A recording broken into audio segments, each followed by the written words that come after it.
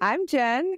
And I'm Em. Welcome to In My Haunted Era. It's a podcast where we talk about spooky shit. And we talk about spooky stories, talk about UFOs, talk about things that are creepy and crawly, and it brings us a lot of joy. It brings us so much joy. I have so much joy coming into this podcast every week. Oh, it's so nice to hear. It's like the highlight of my week at this point, at this moment. Girl, you got kids. Exactly. It's the highlight of my week at this point. Kevin took the kids to his mom's house for the night, for the evening. And so I'm here alone in a quiet, peaceful house. Amazing. And having the best. This is great, especially after I worked 2 night shifts this weekend and woke up at 2. So having a little break to rejoin the rest of the world is very nice. How do like your shifts work with the time change? So on Saturday, I had no idea it was daylight savings time. I'll tell you this, and then I'll tell you how it works. But me and Kevin were actually arguing at like 2 a.m. I was arguing with him about some dumb shit. I don't know what I got mad about, but I was hyped up and I was angry. At 2 a.m.? Yeah, because he'll stream later on Fridays and Saturdays since we don't have the kids in the morning. So he was icing his hands after his stream, and then because he's got the arthritis. What? Yeah. I don't know. I think a long time. Was it caused by gaming? Gaming. Yeah. The way he holds his controllers is like fucking insane. It's like this kind of claw thing. So I think that's just kind of making it worse. So ice he has to ice his hands for like 30 minutes after each stream and take some ibuprofen for like anti-inflammatory purposes. But yeah, so he was up late doing that. I was mad about some shit, probably very unimportant because I don't remember what it was. And then I noticed it was like arthritis hands. Yeah, he's like it's still yeah. And so I noticed it was like 3 something, and I was like, Jesus, like he is up late. How did it get so late?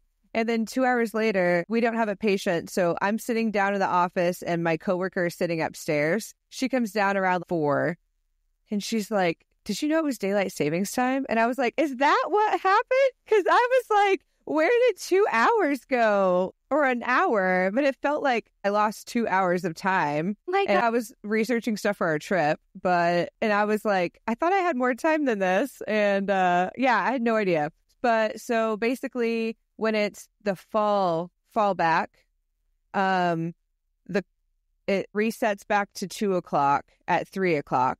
And so when we're charting, we do another column, or in my charting system, Epic, we use a separate column because we'd have to chart hourly things like vital signs, numbers, whatever in the ICU. So at the only thing that's different really is that we chart a column at 02:01 instead of 2 o'clock. And then that's that time. Okay. For the second 2 o'clock. And then, you just kind of do everything according to the time. The medication record will automatically adjust to the time and stuff.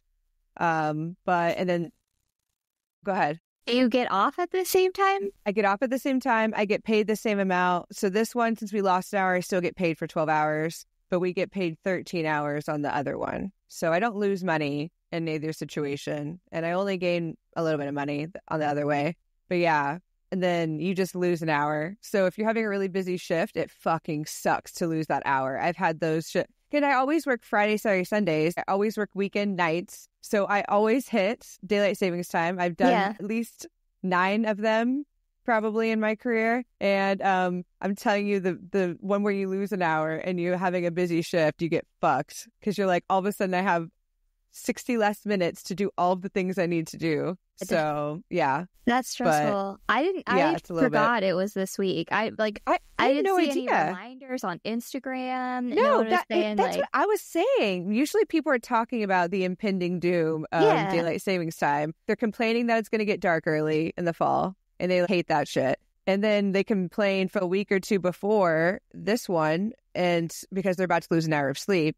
But I heard nothing. Me either. And that's why and I don't use an alarm clock. I use my phone. Yeah. And so Steven got up with our dog Winter like normal on Sunday morning. Yeah. And I checked my phone and it was about the same time I wake up every day, which was like 8:30-ish. Yeah. On the weekends, 8:30. Yeah. And I was like, okay. And I took my happy ass downstairs, started making tea, and Steven was like, we lost an hour. I was like, what? And he's like, the time changed. She woke me up at this time. I was like, bitch, I didn't even notice. I had no idea. And I was like, oh, that explains like the oven clock. He goes, yeah, how'd you not know? And I was like, well, I just used my phone and it changed automatically. Yeah, it changed automatically. Remember when the phones used to not change automatically? Yeah. I remember that time of life. I mean, what? I'm so young. I mean, wait. I'm just 20. What are you talking about? Say that he thought I was in my early 20s and we're born the same year. And I was like, thank you. But he's got 2 kids. So.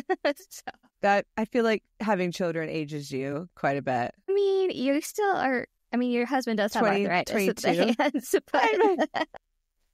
Unfortunately, he can't blame that on the kids. He can just blame that on his dumb job. Like, not dumb. I wonder, does Steven? He has to know. I don't know. I'd be curious. I don't know how much Kevin talks about it. Wait, text him. But yeah, ask him if he knows. But yeah, on Saturday when I was going to work, I noticed it was brighter than normal at the time I'm driving to work, and I thought, that's nice. But I never crossed my mind. I wonder when daylight savings time is. Could it be today? Is it coming up? Like Instagram none of those thoughts crossed my me. mind. Instagram will tell me. The internet, TikTok will say something. There's got to be TikToks. I've only seen one. And I saw a tweet today. I don't know if it was a tweet. I don't know where I saw it. But it was, someone was saying that, why don't we do the time change for the spring on a Monday at 10 a.m.? You know what I mean? So we lose an hour during the workday on a Monday. Nobody will notice. And it would help Mondays a lot. I would not be mad about it. But keep the other one on a Saturday so we can, sleep longer. Yeah. I don't know. Yeah. I don't. People have like really strong opinions whether or not to keep People it. And really I just do. don't think I care. I don't know. What would it be if we got rid of it? I don't know. Would we always stay in this time? I hope so. Because I guess, okay, so I do have a preference and I do care. And that's because I have a seasonal depression. Yeah. And I swear to God, when the sun hits me, I'm like, oh my God, my will to live. There it is. You know what I mean? Yeah. So I prefer daylight savings, right? That's the springtime one? Yeah. So what's the other one? That's what I was wondering. I don't know what it's called. Like, I don't know what... Are when they you both say just daylight called... savings time, what are you referring to? Is it the summer one or the winter one? Are they both called daylight savings? I don't know. I'm not a doctor. If anyone's listening and they know, I'm not a doctor. Exactly. I don't know. I have summer seasonal depression. And so I really hate it. When the sun is out later, I'm like, oh God, it's coming. The impending doom is setting in. But it doesn't really start till July, which is related to how hot it fucking gets here. That's kind of, versus the light. I guess it does. I think I just have regular depression, bro. But like. I have that too. Yeah. Because, like in the summer, when it's really, really hot, you really can't go outside and you're just. It's like the same as people up north in the winter. Like, yeah. So I think I'm just kind of depressy all the time. I'm just depressed. I'm just like always depressed. I also lucky. Yeah, we're so lucky. It just never changes. The sun does help though. I do enjoy having more time in the day. It feels like you have more time in the day to do things. Yeah. I guess. Well, we have more time in the day to talk about our stories. Yeah, we do. Fuck yeah, we do. What are you talking about today? I'm taking us to Australia. That's so fun. We're going to the Monte Cristo Homestead. Have you heard of it? Oh my God. I've never heard of it. Me either. I'm so excited. Oh my gosh. And where are you taking us before I start? We're doing the Old City Jail in Charleston. We're going back to Charleston today. I do really want to go to Charleston. I know I said that the first time we talked about it, but I do want to go to Charleston. Let's take a pod trip and do all the haunted things. And go to that old-ass church and everything. Yeah. Okay. We could take the boys and they can film us doing shit. Amazing. They would love nothing more. They would love nothing more than be dragged along to all these haunted stuff. Steven would cry. I love you, baby, if you're listening, but he'll cry. But you're pussy. I'm just kidding. So sorry, before I get started on the Monte Cristo Homestead, my husband Steven doesn't like scary stuff, and he doesn't. Kevin doesn't either. My favorite movie growing up, like that I would watch on my own volition, was the original It, and I loved it. Interesting. I loved Tim Curry. My mom liked it too, so we'd watch it together. My dad was like, "Ew, why are you watching that?" Like one time I stayed home sick, and I put it on, and he came in the living room and abruptly turned it off. He's like, "You don't need to be watching that." I was like, I watch it all the time. He goes, not How when old you're were sick. you? 4th grade. And And he was like, that was your movie of choice on sick day? I love that. He was like, no, Emily. And I was like, it's fine. Anyway, I don't remember what I watched after that. But he can't even like look at the cover of the movie of either one, the new one or the old one, or the cover of the book. He won't let me have the book in the house because he's like, no, because that is his number one. His number one is it. So we were scrolling through, I think, HBO yesterday, trying to find a movie to watch. And it was on the screen, like the It face is on the screen. And he goes, and started like, he's like, not gonna look at that. And I was like, I love you so much. But anyway, that's so is it the clown? Is it clowns for him or it specifically? He's not chill with clowns. Like if it's like a happy, fun clown, you're like, oh, it's kind of weird, but not scary. Yeah. But a scary clown, it's like it, or like, is it The Terrifier? He considers that like the black and white. It's like a newer movie, but it's like really indie. Oh, okay. He cannot. He can't do that. No, it's so funny. Do you prefer the new It or the old It? Old It. And have you read the book? I have not read the book. Okay. I was going to see if you enjoy the book more than the movie. I want to read the book, but there are like parts of it that I don't want to read. That are get into more detail than in the movie. So I don't know if I ever will. But, maybe a listener can change my mind if you have an input. Yeah. We also got this new office chair, and it doesn't have arms, and it's wide, so I can, like, sit all I know exactly what kind of chair it is, and I need that because I can't cross my legs good. Steven said, I knew he was having issues these past few years, but I didn't know that he got it medically confirmed. Okay, I don't think it's medically confirmed. I mean, I don't know, actually. I can't remember if when he first told me about it, it was medically confirmed. But most things with Kevin are unlikely to be medically confirmed because that man will not go to the doctor. Except to get his ADHD medicine refilled. That's important shit. That would motivate me. It does motivate me. All right, without further ado. Let's go. I already told you we're going to be talking about the Monte Cristo Homestead. It's this is on me. When I was researching it, I didn't look up how to pronounce this place. I've been saying Junee, New South Wales. But let me double check that pronunciation is correct before Junee. Okay, then we're fine. So it's located in Junee, New South Wales, and it is widely regarded as Australia's most haunted house. So it's not saying in the world, but it's saying in Australia, this might be the most haunted house. And it was built in the late 19th century, so it's like not as old as some of these other places we've been talking about. No. It was home to the Crawley family for decades and has since become infamous for the eerie and unexplained phenomena recorded there. Today, the homestead is known as a hotspot for paranormal activity, with countless visitors and investigators experiencing unsettling encounters. This document will explore the rich history of Monte Cristo, the tragic events that took place there, and the ghostly tales that have emerged over the years. Trying to get fancy with my document. Anyway, the history of the Monte Cristo Homestead. It was constructed in 1885 by Christopher William Crawley. Did you ever watch, not Bridgerton? Yes. I know what you're talking about. And yes. Downton Abbey. I missed the time when I had never seen Downton Abbey and I watched it the first watch through. Anyway, love that show. Did you watch the movie that came out? No. I didn't watch it either. We should. I didn't want to ruin a good thing. I might have to because I miss Maggie Smith. R.I.P. I do. But anyway, when I was doing this, the Crawley really got to me. Yeah, I thought about that. So Christopher William Crawley, no relation to Downton Abbey, was a wealthy landowner who had capitalized on the economic boom brought by the Great Southern Railway. Before finding success, Crawley was a struggling farmer, barely making ends meet in the rural Australian landscape. I have a really hard time with the word rural. Rural juror. Yeah. However, his fortunes took a dramatic turn when he built the Junee Railway Hotel, strategically positioned to serve the growing influx of travelers, the railway workers. Sorry. So rural railway. Yep. Our words.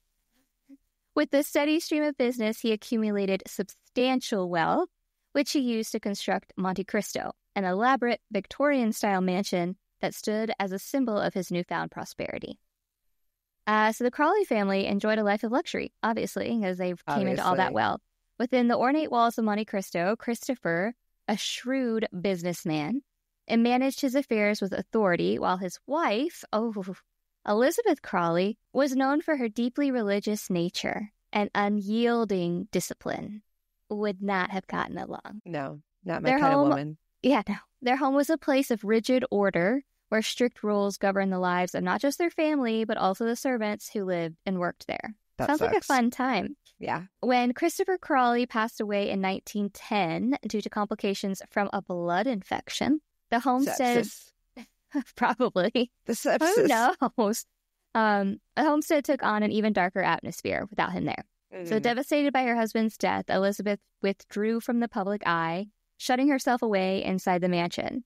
For the next 23 years, she rarely ventured beyond the estate's grounds, clutching a Bible wherever she went and reinforcing the household's strict moral code. This is like the religious hauntings that we talked about last week, where we're like, we don't fuck with religious hauntings. I feel like this is brewing a religious haunting with the Bible clutching. Away from me.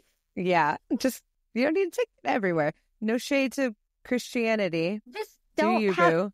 Just do it for you. Yeah, do it for you. Do it for you. Do it for you. I love that. We don't got to do it together. No. So her reclusive nature gave rise to stories that she was guarding secrets. And even after her death in 1933, rumors persisted that her presence never left the home. So as the years passed, Monte Cristo was left abandoned for a time, falling into disrepair. The once grand estate became a shadow of its former self, and with its fading grandeur came whispers of supernatural activity. In the 1960s, Reg and Olive Ryan, That's beautiful. Purchased the property with the hope of restoring it. However, even as they worked to revive the mansion's former beauty, they found themselves at the center of eerie and inexplicable experiences, adding to the home's already chilling reputation. Houses don't like to be renovated. Like haunted houses, you're just stirring it up. You're just stirring it up. So not surprised that it got worse. It started to go downhill. Yeah. So Monte Cristo's dark past is filled with tales of misfortune and mysterious deaths, all of which have contributed to its haunting legacy. One of the most infamous stories revolves around a young maid who met a tragic end after falling from the second-story balcony. While some believe it was a tragic accident, others whisper that something or someone pushed her to her death. How do you fall from a balcony? I don't know. Like, unless the balcony falls. You know what I mean? Collapses. You either throw yourself over, the balcony collapses, or someone pushes you. Yeah. Because what are you reaching for that you would accidentally topple over? I don't buy it for a second. Me either. Or those stories if you hear like people falling overboard on cruise ships. I'm like, it was self-inflicted or somebody pushed them. Yeah. Period. Or my niece goes, period. She's 7, by the way. Period. So those who do visit the balcony today often describe an overwhelming sense of unease, as if an unseen force lingers there watching and waiting. Never pushing, but watching.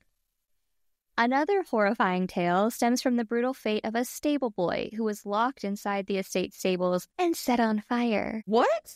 It is said that his master, displeased with his work, chose to make an example of him in the cruelest way possible. Yeah. The boy's agonized screams were rumored to have echoed through the night, embedding themselves into the very walls of the estate. Yeah, that shit does not leave. No. That energy does not leave. Especially because it was a stable boy and how young they must have been. Oh my God, that's awful. He probably just didn't, scoop the hay right. It's really sad. That's really sad. And now visitors who visit the stables have reported hearing ghostly cries in the darkness. Yeah. And smelling the unmistakable scent of burning flesh. Oh, that's awful. Despite there being no fire. So that would be the worst thing. I worked in the burn ICU. I didn't know that.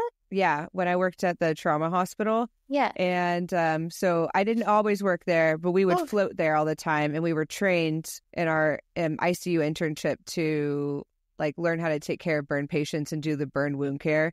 Yeah. And I'm telling you, that whole place smells like burnt skin, the whole fucking place. And everyone's heart rate is in the 130s.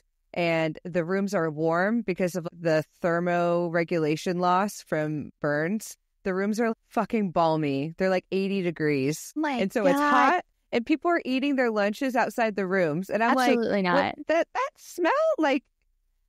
I could not get used to it. I hated going there. That was the worst kind of ICU for me. So I can attest to the fact that that would be a terrible thing to smell. Not had the pleasure of smelling. I hope you never do. I don't want to. I smell burnt hair. Yeah, it's much worse. So okay, and this is still on topic. To be able to smell the burning flesh, how big of a burn does it need to be? I don't know. I mean, if you're in the ICU for burns, I mean, it's probably a significant portion. So you would like to go visit the stables at the Monte Cristo Homestead, is what you're saying? Yes, I can confirm what we're smelling. Well, okay, we can go visit it and see. I don't want to. I don't think I want to. I don't think I do. Also, so one of the most disturbing stories associated with Monte Cristo, if the burning stable boy wasn't enough, it involves a caretaker's son who suffered years of abuse and neglect. Oh. In the 1960s, a caretaker lived on the property and, for reasons unknown, kept his mentally ill son locked away in the coach house. Isolated and suffering, the boy is reportedly chained up for most of his life. Oh. His voice rendered mute by years of trauma. And when the caretaker died, the authorities discovered the boy in a wretched state, living in conditions that were unfit for any human. Yeah. That's how they found him. So to this day, those who pass by the coach house claim to hear whispers and anguished moans, as if tormented spirit of the boy still lingers, unable to escape that shit the doesn't prison. leave either. No. Yeah. This place, I'm like, what the fuck? Significant trauma has happened. Yeah. There's another mystery that surrounds a young maid who allegedly vanished without a trace after becoming pregnant. Oh, yeah. So that it was happened. widely speculated that she had been involved in an illicit affair, insert Taylor Swift lyrics here, with someone in the household. And rather than face scandal, she was permanently silenced through her fate, unknown. She just up and disappeared. Yeah. So many believe that her spirit still roams the hallways, particularly in the servants' quarters, where flickering lights and sudden drops in temperature have been frequently reported. Interesting. I bet she didn't go far. I bet she's somewhere on the property. I know. And that's what I was like, have y'all excavated anything? Yeah. Have y'all done, Can we get some ground-penetrating radar up in here? Mm-hmm. You gotta do something. Mm-hmm. So over the years, Monte Cristo Homestead has been the subject of numerous paranormal investigations. With visitors and ghost hunters alike reporting chilling encounters. And I got a little shiver because there is at the end a picture. Can I share my screen with you? Yeah, there's a button that says share and then screen. Okay, because I found a Reddit thread of someone who had gone. And they had posted a picture, and I got too scared to open one of them. Oh my God, I can't wait. That's why I got a little scared. But so it's been the subject of numerous paranormal investigations, with ghost hunters and everyone reporting chilling encounters. The most well-documented spirit is that of our friend Elizabeth Crawley. Of course, I knew it. I knew that Bible-clutching bitch would be back. I knew it. Many claim to have seen her figure drifting through the house, particularly near the stairs inside her former bedroom. Inside her former bedroom. However, we always joke about a lady in white. She is dressed in all black. Of course she is. And her presence is often accompanied by a heavy, oppressive atmosphere that leaves visitors feeling unsettled. Because she was oppressive in her life, like all of her strict discipline. And imagine someone from this day and age going into her territory, who probably does not believe in the same stuff she does not practice the same stuff she does, and who might be entirely different from her. Exactly. What a bitch. I don't even know this cunt. I don't even know this woman. I don't know her, but she's a bitch. But the people there have reported feeling a sudden weight on their chest, as if an unseen force is pressing down on them. And I immediately go to you're having a heart attack. You need to go to the doctor. I wonder if could be the weight of the loss that she felt. How that loss can feel so heavy in your chest. I wonder if that's because she never left her house. She lost her husband, and she stayed in her house for 20-something years. That kind of feeling, I don't think she ever got over it. And I wonder if that's maybe similar to the feeling she experienced. Maybe it's not malicious per se. I don't know why I'm trying to have this woman's back. I loved it. But I'm just another thought I had. Supporting women. Women supporting women. Even if you clutch your Bibles. Empowered women empower women. Exactly. But yeah, I wonder if that could be reminiscent of the feelings that she felt as she just locked herself in for that long, and that just kind of beautiful way of thinking stayed. of it. Thank you. That's beautiful. I have beautiful thoughts sometimes. Not me. I'm all messed up. I'm kidding. Not me. Not me. So mysterious sounds and strange lights frequently plague the house, of course, because it's a haunted house. Disembodied whispers echo through empty hallways. Footsteps can be heard pacing across the room where no one is present, and a faint ghostly laughter has been detected in the dead of night. I don't fuck with laughter. I don't like that. No. The whispers, creepy, but like a random laugh in the middle of the fucking night, go fuck yourself. Remember when the Amazon Alexa Echo things were doing it? I remember that. Yeah. That was scary as hell. Child giggle. That was a dark time. What a weird. I think that happened to me. I forgot about that. We're like, nope. Oh, now we use it as a doorstop for one of our doors that just closes. Anyway. I love that. So some visitors have sworn that they have seen shadowy figures moving just beyond their line of sight, only for them to disappear when they approached. There have also been numerous accounts of poltergeist activity. Objects have been known to shift on their own, with chairs scraping across floors, doors slamming shut without explanation, and furniture inexplicably rearranging itself. Okay, they're not a fan of curtain decor. They don't want people there. They don't want people there. Some guests have even claimed to have been touched by invisible hands, with icy fingers brushing against their skin, or in more alarming cases, receiving scratches of sudden shoves and unseen forces. I'm going to say something controversial. Yeah. I want to be scratched by a ghost. Oof. I told you about my sister. Did you? I don't think I did. You've said a lot of things about your family.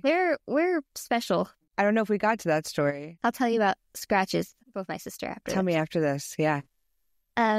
Perhaps the most unsettling stories involve ghostly children. As we know, so many were lost in that house. Visitors have frequently heard the sounds of small feet running through the house, accompanied by faint giggles and whispers. Some claim to have seen tiny figures peeking around corners before vanishing, leaving behind an eerie sense. That shit scares me to death. Watched. Yes, ma'am. Oh, no. Yes, ma'am. Hold on. It's one thing if you see a shadow figure peeking around a corner, but when it's a shadow or like a dark figure that's a child, fuck no. That's why. Okay, I'm afraid to show you the picture. I got scared. I was by myself yesterday. Okay, so the Monte Cristo Homestead was lovingly restored by Reg and Olive Ryan, who we spoke about. Despite their best efforts, they couldn't escape its ghostly reputation. Even they admitted to experiencing bizarre occurrences, from unexplained voices to objects moving on their own. And for decades, the homestead operated as a museum and hosted ghost tours, drawing in paranormal enthusiasts from around the world. However, as of early this year, and it's already still pretty early. It's only March. But this year, Monte Cristo has been closed to the public. While the reason for its closure remains unclear, its legacy as one of Australia's most haunted locations remains strong. Many still hope for its reopening, eager to once again step inside its eerie halls and uncover the secrets that linger there. I wonder why they closed it. No one knows. Because if that's making you money, that's got to be bringing in money. Oh, sure. Sure. Do they live in the house or do they just... I don't think they do. Yeah, I'm sure they don't. There was yeah. If that's an income bringer, I would keep that shit open. So I wonder if something happened. Or maybe they're renovating again. Maybe. It could be that innocent. I don't know. I'm like, something bad happened. I want to know. Maybe they're just changing the wallpaper. Yeah. Maybe they're repainting. Just touching it up. So...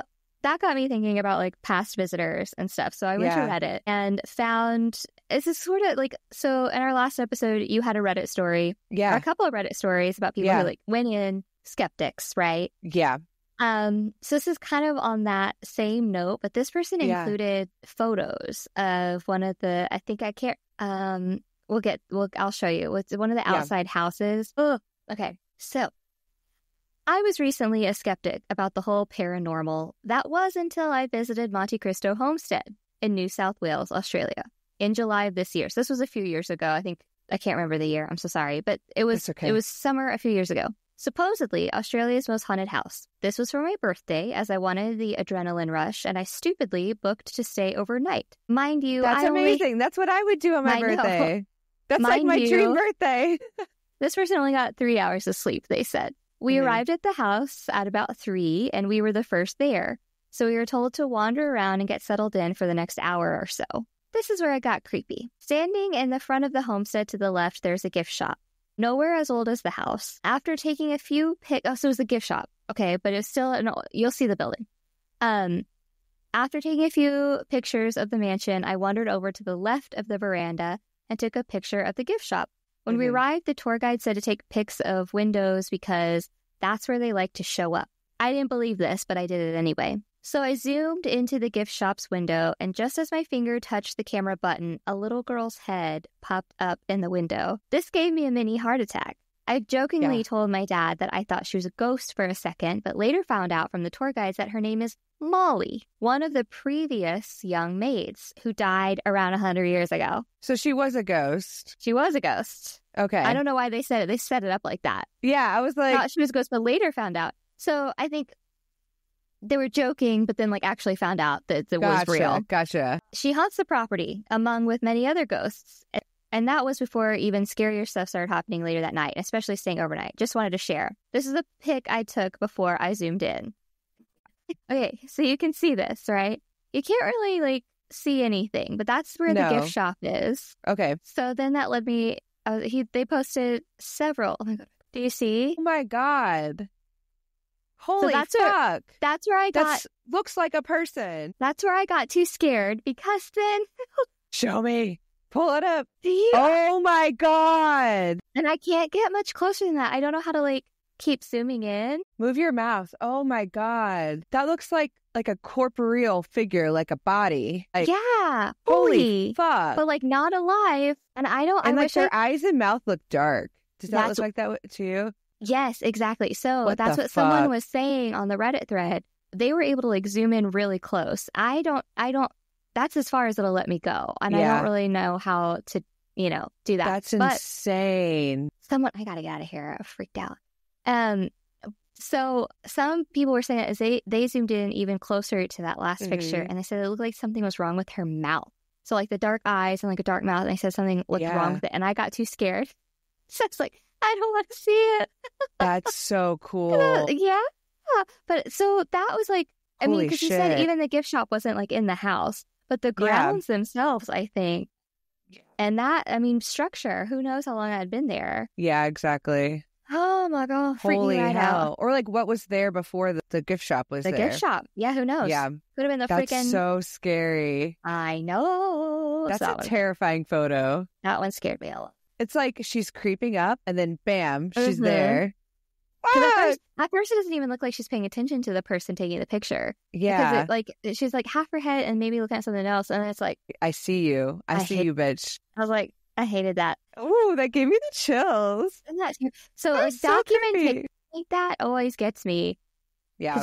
And then of course there were skeptics on there, right? Being you edited that, and they're no, why would I do that? Why would I make this up? But I don't know. Yeah, I know. People are very quick to, I think logical people would be you added that in, right? But I'm not logical. I'm a dumb bitch, and I believe every word they said. And I was looking at it, and I was I don't know, because then why also would you do the two versions of it? Yeah, exactly.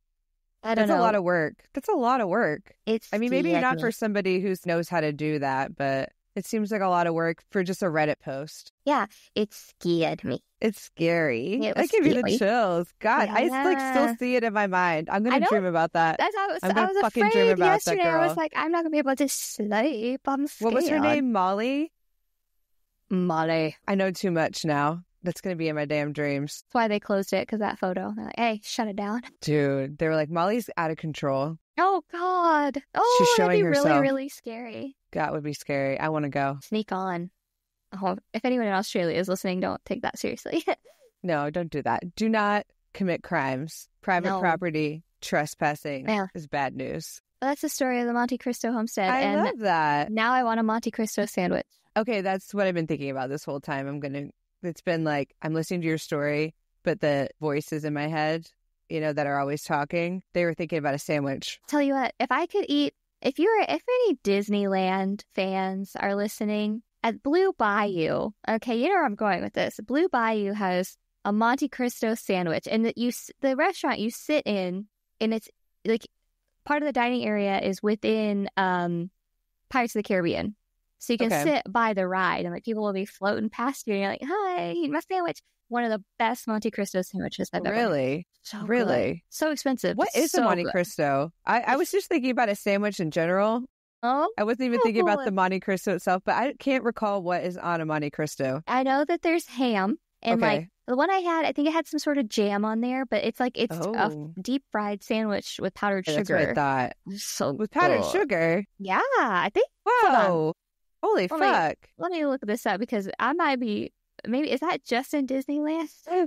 It's a Disney special. There's sugar on it. Yeah, it's good. Damn. So it's a fried sandwich with ham, turkey, Swiss cheese, and mustard. I think this one, maybe I dipped it in jam. Maybe. It was good. What kind of jam was it? I don't know. Strawberry, like a berry, raspberry. Yeah. A berry jam. I would say a berry. Personally, I'm a big fan of raspberry. I am not picky when it comes to jam. It's my favorite donut. A good jam. Kevin's mom makes a lot of jam. Have you had some of her jam? No. Yeah, she makes it from the fruit in their backyard. Oh my God. Speaking of their backyard. Dude. So in Texas, and specifically in North Dallas, last week, we had really bad storms. Like tornado force winds with no tornado. Anyway, a city near us was hit really, really hard. And so Jen's husband's family lives in this city. And they had this backyard awning type thing, right? It was like a covered back porch. It fucking blew. And it blew the hell off. It was like a screened-in porch. Yeah. And the roof was on their roof. It's insane. It flipped up. And it was pretty, I don't know dimensions of things. It was big. I couldn't tell you, but it fit 2 tables, 2 kinds of grills, a TV, a table that fit 5 or 6 people, and another table that fit 6 or 8 people. So this is a large covered in porch. It's big. And it was huge. And the whole fucking thing was on, the whole roof was on their roof, like upside down. You could see the fans coming out of the roof that they had just installed. Oh no. No. Were y'all hit hard? No, I mean, Kevin's motorcycle cover blew away, but that was about it. And I think at our new house, Kevin went out with the inspector last week after that, and part of the fence was messed up, but they're gonna fix that since we don't own it yet. That's nice. Still theirs to fix. Yeah, we didn't have any damage, but a neighbor, their whole fence fell over. Oh my God. And a bunch of broken tree branches. There were trees everywhere. Yeah, there was trees uprooted. Kevin said a tree in the neighborhood by his mom's house that's like 100 years old was uprooted. Oh no. Yeah, I know. And I think that house also had somebody drive into it at one point. So that's just like a really unlucky. That's so sad. I know. Yeah, y'all, if you don't live in Texas, you don't know. Our spring storms, they're not to be fucked with. They're not to be fucked with. They're really bad. They're a hot mess. But what else is not to be fucked with are the ghosts at the Old City Jail. The jail. It's also called something else. The Old Charleston Jail or the Old City Jail. I think those are interchangeable. But when I first heard about this story, I think I heard about it years ago on Two Girls, One Ghost. Okay. And it was one of the scariest places I had heard on that podcast. And I was super interested in it. And Charleston obviously has a long, rich history in darkness and hauntings. So was definitely drawn to this. But yeah. So Charleston's first city jail was small, poorly constructed, and became overcrowded as the city expanded. The original jail was built in 1802 to the 1810s. By the early 1800s, Charleston had grown into a bustling port city, and the need for a larger facility became urgent. The Old City Jail was constructed on Magazine Street in 1802, designed to house criminals, debtors, pirates, and enslaved people in an imposing fortified structure that would withstand the test of time. Pirates. Pirates. I know. I was like, what? This? Where'd the pirates go? The theme for my book club this month is pirates, and we are reading a book called A Pirate's Life for Tea. Oh, you have to let me know how it goes. Oh, I read that book. Phantasma. Phantasma. Did you love it? So good. Wasn't it kind of hot too? Like it was hot. Yeah. The ghost fucking was great, but then I mean, I can't even give it away. I know. Y'all should read it. The second one's coming out so end of April, I think. Really? Yeah. Is it like a sequel to that one? Because I know there's another book, but I think it focuses on her sister going to. So that's the second book. I didn't read it. Enchantra or something. It's not out yet? Not out yet. It's coming I thought in it was April. already out. Oh, shit. Okay. This cover still is pretty, and it's like purpley. Yeah. But it's called Enchantra, and it's about the sister. Oh my God. Yeah, I read that in 2 days. I was obsessed. It was so good. Okay. So the jail itself was designed with Gothic architecture, complete with narrow windows, high walls, and cells built to hold criminals in absolute isolation. When the jail was constructed in 1802, it consisted of 4 stories, topped with a 2-story octagonal tower. Charleston architects Barbeau and Sale. It's Barbot, and then the other person was Seyle. So I don't know. Barbeau and Sale is how. Yeah. Barbeau sounds French. Barba.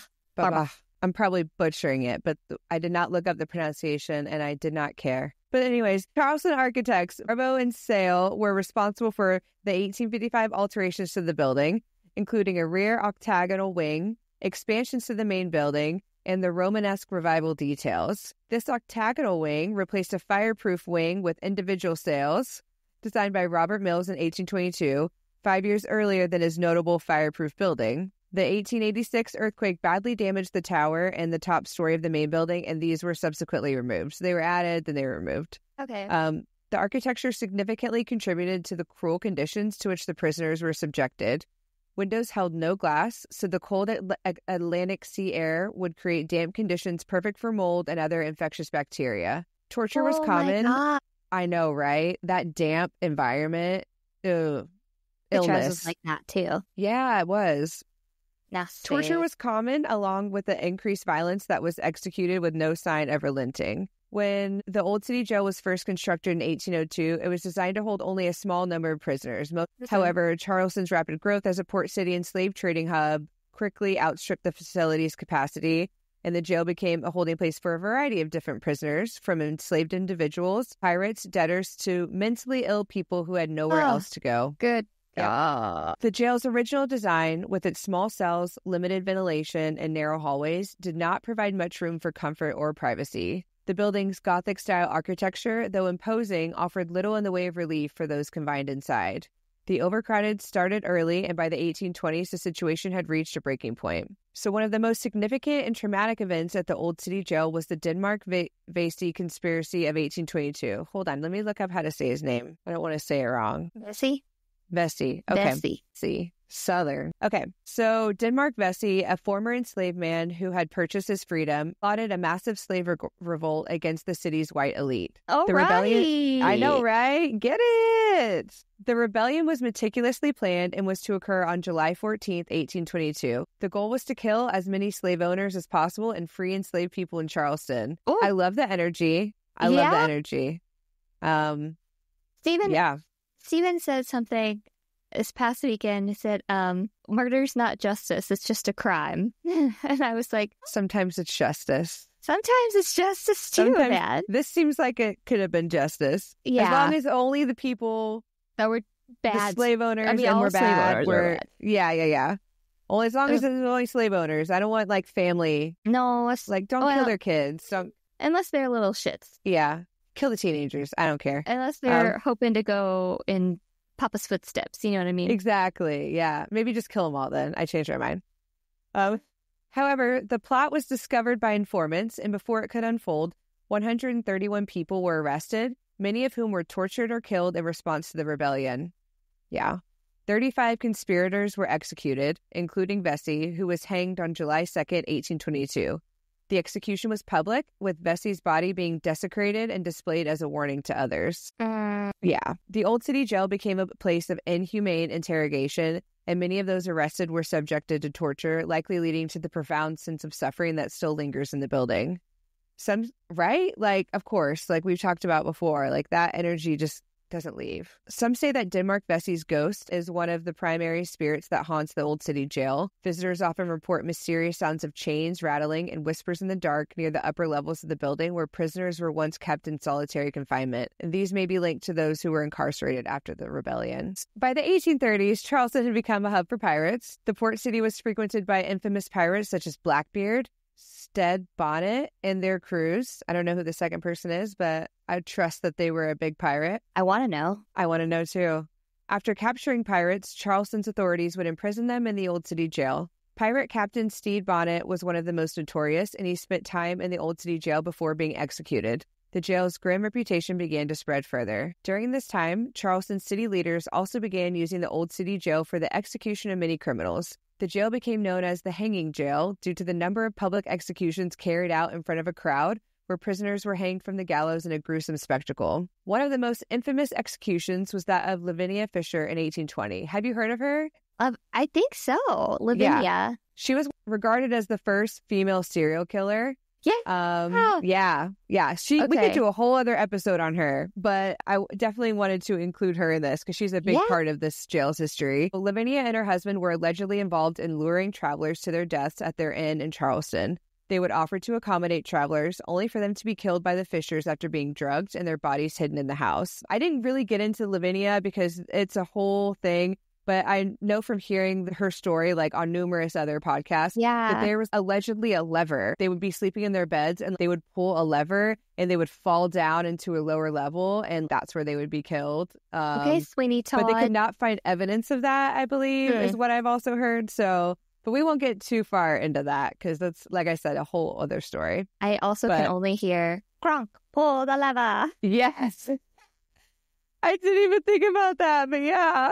It's a much less darker version of pulling the lever compared to Sweeney Todd. So when you watch Emperor's New Groove, I hope you think of the serial killer. Exactly. Yeah. Wait, I thought that was from the Minions. My bad, dog. No, not that. You're not right. That one. I forgot about that. That's Kevin's favorite Disney movie is Emperor's New Groove. It is so good. It has aged well, I think. Yeah. It has aged well. It's still hilarious. I was... we're going to derail it. Never mind. It's okay. Being of Emperor's New Groove. Oh, no, go ahead. Derail it. Let's go. We did it for Halloween one year. Steven was Pacha and I was Cusco. And it was really cute. Oh, my God. And our friend was Kronk.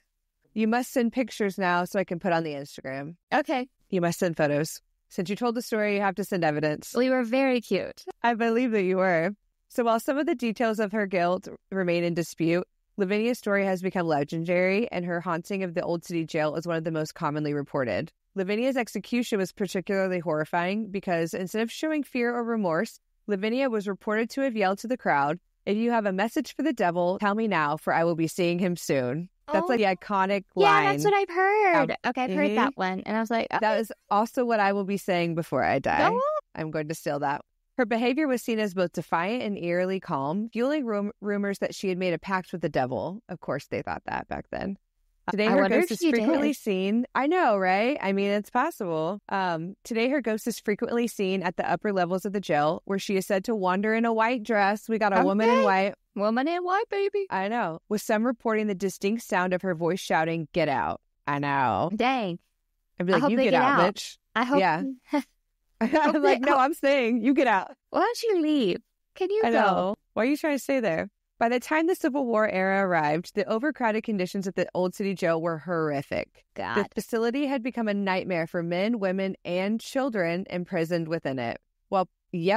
They held children there. While prisoners suffered from poor sanitation, disease, and malnutrition, the real tragedy of overcrowding was the constant tension and psychological torment that inmates endured due to their confinement in tiny, dark cells. The lack of proper medical care and overcrowding led to death becoming a common occurrence, particularly from diseases like smallpox, tuberculosis, and dysentery. Maybe even measles. Maybe even the measles.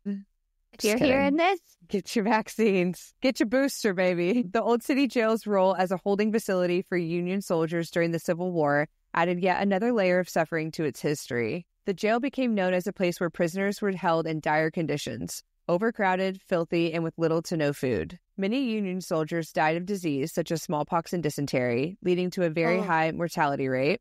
Imagine being a ghost that died from dysentery. Dude. Like, how embarrassing. That would be like, you died from shitting too much. And it's not fault. It's not your fault, but you shit yourself to death. Also, my fidget spinner hit the I desk. was like, what is... I farted. I heard that like jingling, and I wasn't sure. Turns out I have ADHD. Turns out, surprise! So while exact numbers are unclear, it is estimated that hundreds of soldiers died in the jail during the Civil War. Their tortured spirits are often said to wander the upper floors of the building, crying out for help, or heard moaning and whispering in the dark. These experiences have been consistently reported by visitors and paranormal investigators. So we're into 1939. After more than 130 years of housing criminals, slaves, pirates, and war prisoners, the Old City Jail was officially closed due to its deteriorating condition. Okay, about 100 years too late. Yeah. By the time the jail closed its doors, the Old City Jail had become a symbol of cruelty, suffering, and overcrowding. Prisoners were subjected to harsh physical conditions with little in the way of basic needs like food, water, and medical treatment. The bodies of the dead were often left to rot in their cells, and some were simply buried in unmarked graves within the jail's grounds. Just complete disrespect for the bodies of those people. The site was left abandoned for several decades, though its reputation as a haunted building grew over time. In the 1970s, the building was opened as a museum, but even more reports of paranormal activity began circulating. The jail was sold in the 90s to the Charleston Housing Authority. It was then purchased by the American College of the Building Arts in 2000 and was used to show students about renovating and restoring historic buildings. Today, the Old City Jail serves both as a museum and a location for paranormal tours. It was managed by the American College of the Building Arts and was part of Charleston's effort to preserve its rich historical and architectural heritage. The jail has undergone various restoration projects to maintain its historical integrity and ensure that future generations can learn about its dark history. Many of the jail's original features, like the stone walls, iron bars, and wooden doors, have been preserved, and efforts continue to keep the building in good condition for educational and tourist purposes. In 2016, Landmark Enterprises purchased the Old Charleston Jail and transformed it into an event venue now known as 21 Magazine. The renovation reportedly cost... Yeah, it's an event venue. You can get married there. What? You'd have your, quinceañera there? Yeah, exactly. Yeah, maybe me and Kevin will have a real wedding one day, and we'll do it at the 21 Magazine, a.k.a. Old City Jail. Okay, keep going. The renovation reportedly cost $15 million and includes office space for lease. The Old City Jail has become a hot spot. Get some work done in his old I know, right? Hopefully it's in one of the cells. I wonder if, the ghosts are pretty chill with this, and they're like, okay, I could go for a party, after being tortured. Yeah, and this is better than the boring college kids building shit. I'm just kidding. I'm so curious. I know. So it's become a hotspot for ghost hunters and paranormal investigators. The jail has been featured on many TV shows like Ghost Adventures. It has become a popular tourist attraction, especially for ghost tours. So let's talk about the hauntings. Yeah. We'll first talk about the ghost of Lavinia Fisher. Her ghost is one of the most famous and persistent entities believed to haunt the Old City Jail. As the first woman executed in South Carolina, her tragic story and legendary last words have left a lasting imprint on the jail. Lavinia is said to appear in a white dress, like we said, which is typically associated with the tradition of brides or women in mourning. This may be because of her wedding dress she was allegedly wearing when she was arrested. Witnesses claim that she roams the upper floors of the jail, particularly near cell 9, which is believed to have been where she spent her final days before her execution. Her ghost has been described as having long, dark hair and a calm but eerie presence. Her spirit is often described as appearing unexpectedly to people who visit the jail, particularly during the later hours of the night. Visitors frequently report feelings of being watched or an overwhelming sense of unease when they are near her cell. Some people have said that they felt a sudden rush of cold air, a signature of her spirit's presence, or heard her soft, almost whispering voice saying cryptic things such as, "Leave me alone, get out, and you're next." Oh, no. Yep. And there's a curse. Some people believe Lavinia's ghost may still be seeking revenge for her execution. Legend has it that she cursed the city of Charleston before her death, swearing that her spirit would haunt the region. These interactions with visitors suggest that Lavinia's soul is still restless and looking for justice, or perhaps just a moment of closure. So sorry. You're fine. I know it's very boring. Dang. I feel you. When can we quit our jobs? We just need 5 more listeners, and I think we'll be there. Okay, perfect. Just 5. Tell your friends. The Shadow Man is one of the most terrifying apparitions reported at the Old City Jail. Yep. This dark silhouette-like figure is often seen in the stairwells, hallways, or near the entryways to the cells. He's described as a tall, dark, and often menacing figure, often observed to be moving in a way that doesn't align with the natural lighting or angles of the building.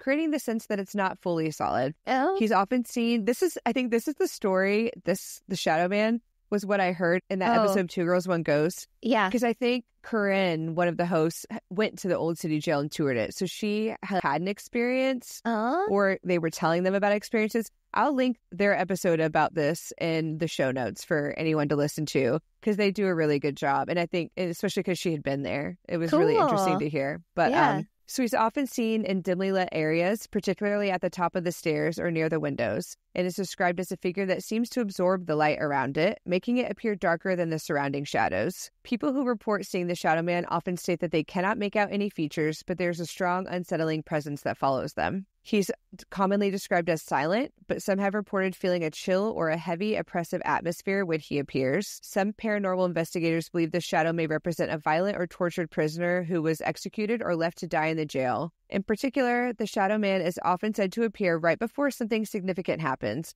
like the feeling of being touched or the appearance of strange sounds. Right? I thought it was going to be like something like starts appearing before like a big storm. Or like a hurricane, No, just like you're being about to be touched by a ghost. Oh, God. I know. Some paranormal experts believe that the Shadow Man is not one spirit, but rather the collective energy of many suffering souls who were imprisoned in the jail and are still trying to reach out or escape. Yeah, that one is really interesting to me. I don't know why, but I really want to know more about that. Like I'd love to take a tour in here. Yeah, and that makes sense to make. That would be the collective energy of all of the distress and tragedy of staying there. Although I'm sure some people were actually criminals, but, I think that they probably deserve some better conditions than that. Oh, probably. Yeah. During the Civil War, the Old City Jail became a holding cell for many Union soldiers, particularly after the Confederate Army took over Charleston.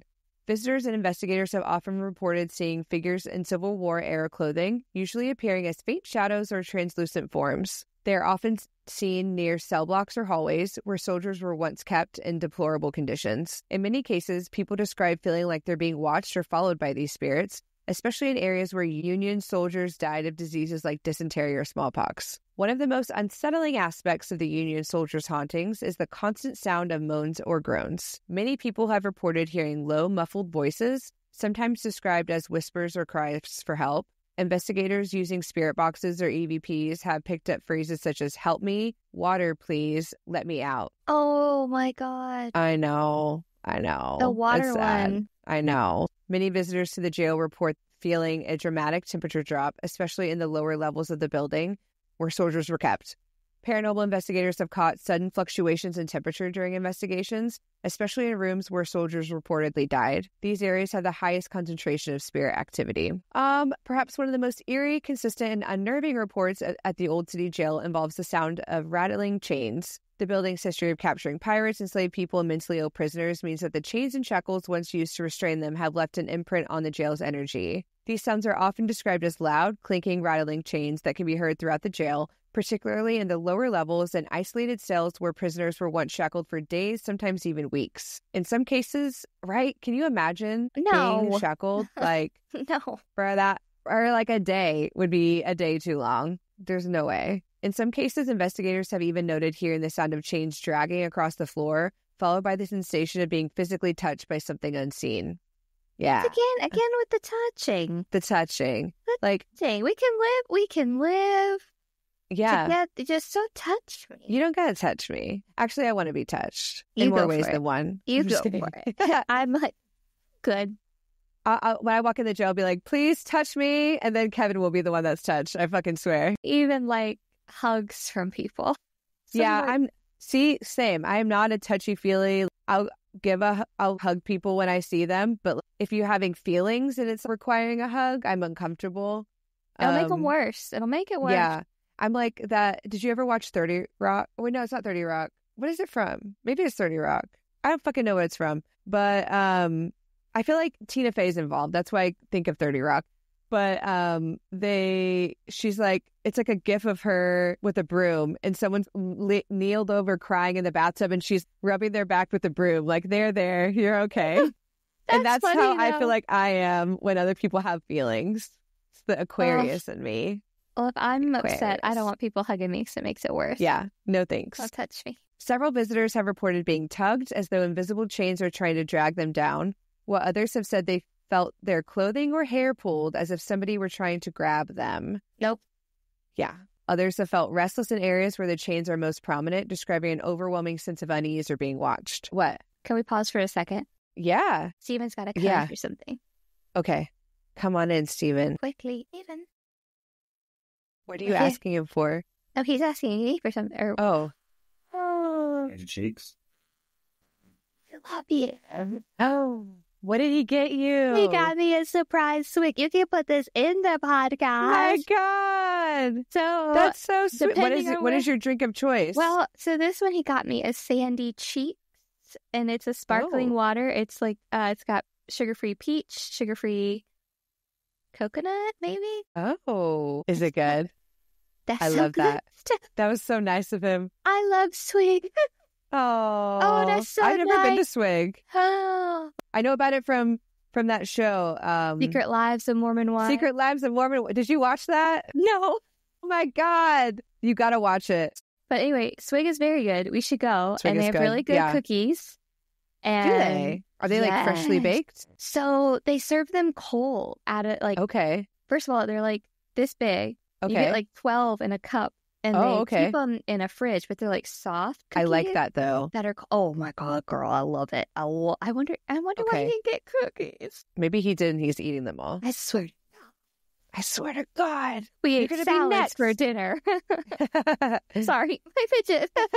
It sounds like a toot. I'm keeping that in. Okay. I'm not tooting. I'm not tooting. My Disney Cruise Line. Yeah, if you hear Fidget a spinner. spinning noise, it's just her. There you go. That's for reference. That's what that is. Just ignore I'm it. She 12. needs it. She needs it.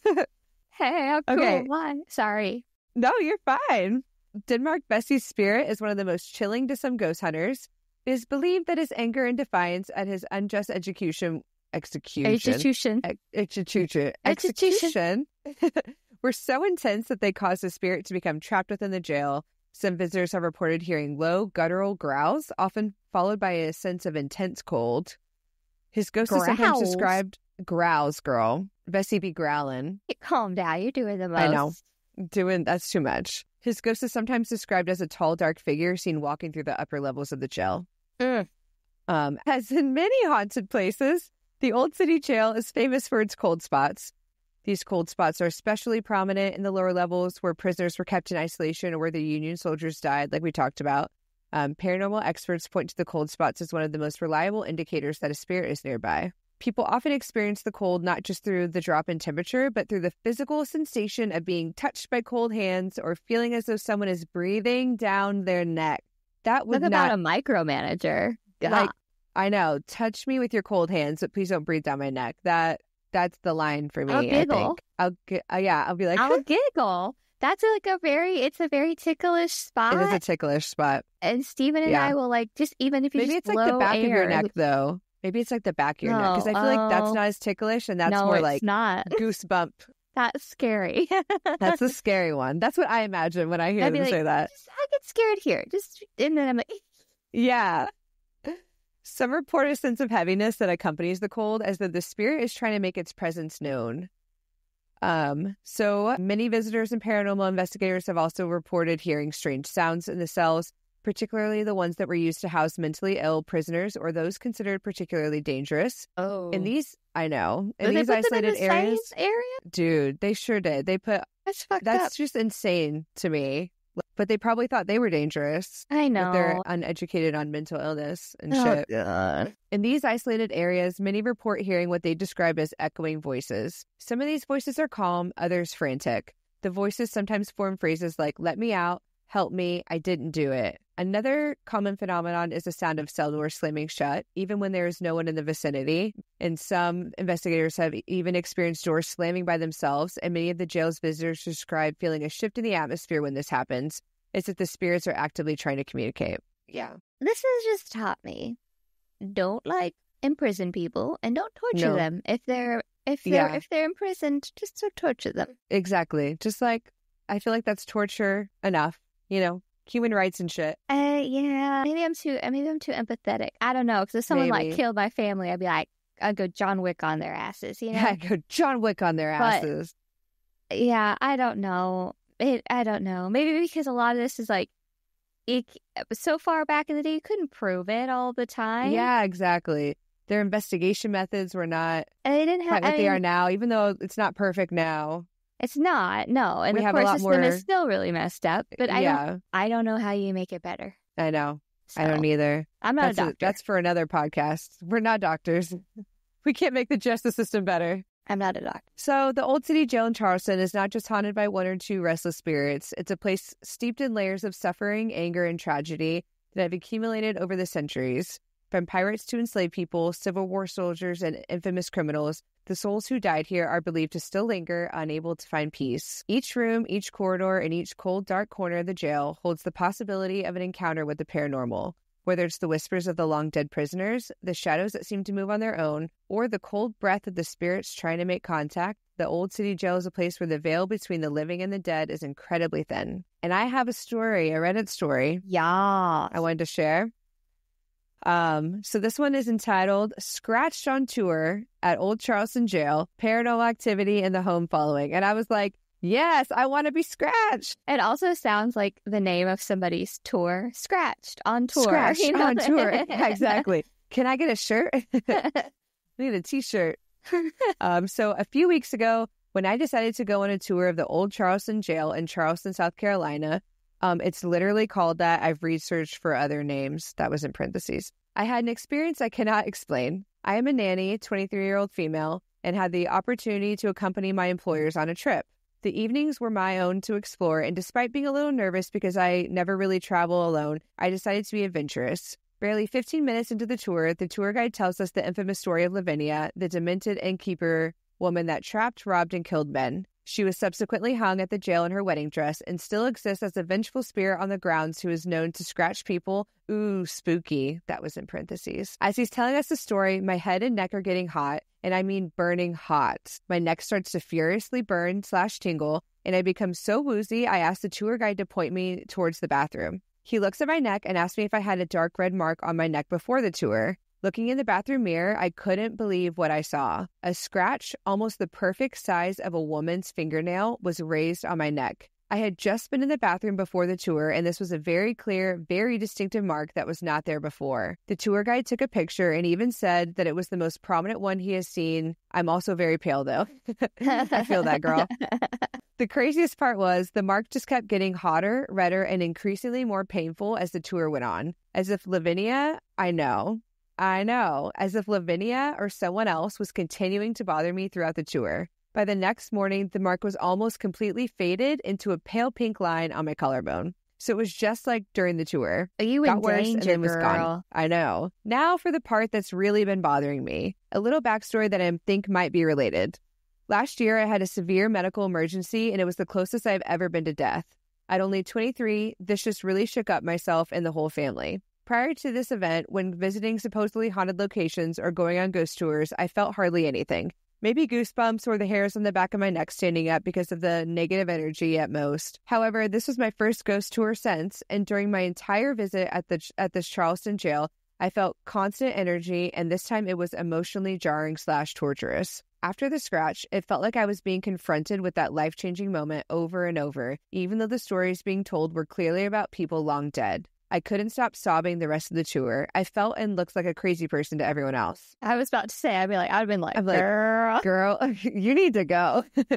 It felt like I had entered the jail, exhaled, and let a wall down between me and something that was able to emotionally stir me. The tour guide said I may have been an appealing target to the spirits as a young woman traveling the city alone, but I am convinced that this medical crisis I experienced may have something to do with the sudden immense feeling of paranormal energy.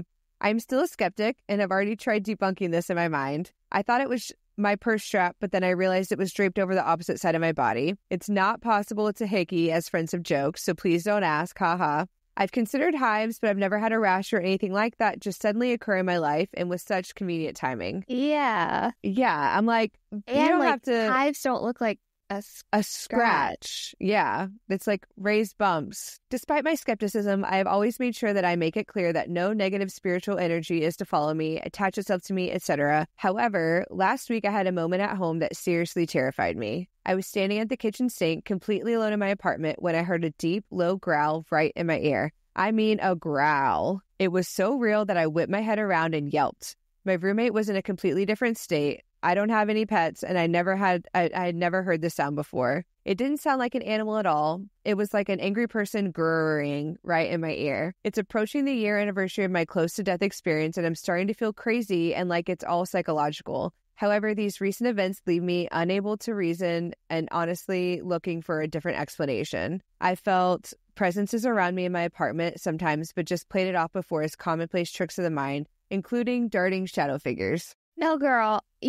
No, baby girl. You being haunted. I know. You being haunted. Yeah. And I really do agree with what she's saying about being that close to death. We talked about that last time. We talked about that last episode where we're like... I firmly believe that is true. Just wholeheartedly believe that the closer you get to that side, the more you're able to experience it. Oh, also, whenever she's talking about hearing the growl, I just think of all of the smutty books that I've been reading, and it's like, I'm like, wait a minute. And I'm like, I know. Okay. Wait a minute. I know. I'm like, that could hit right under the right circumstances. That growl could do it for me. Was anyone else turned on? Are we reading too much smut?